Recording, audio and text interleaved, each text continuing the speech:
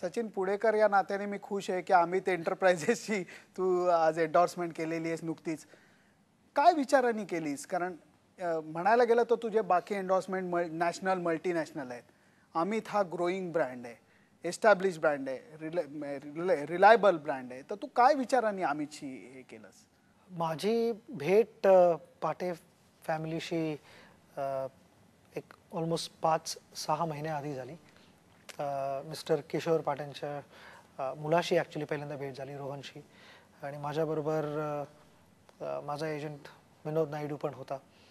आणि त्यावेळेला असंच डिस्कशन झालं आहे की आमच्या ब्रँडला एंडॉर्स करणार का, आणि काही काही गोष्टी सांगितल्या गेल्या त्या ब्रँडबद्दल.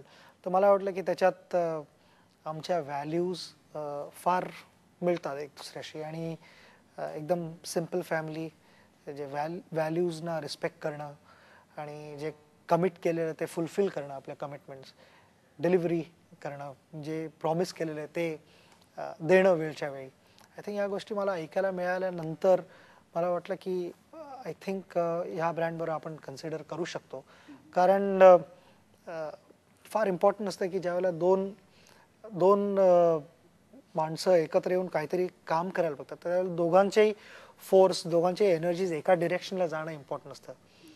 तर मला ते फिलिंग आलं की आम्ही दोघे एकत्र करू शकतो जे अचीव्ह करायचं ते. आणि बाकीचं मी एवढं सांगेन की हे त्यांच्या डोक्यात कसं आलं हे मला माहिती नाही की माझ्यासाठी येणं, पण आय फेल्ट कम्फर्टेबल आणि एकदम फॅमिलीबरोबर ओळख चांगली झाली. आणि त्यामुळे जस्ट एक चांगलं फिलिंग आलं. आणि that is the only reason I am with Amit builders.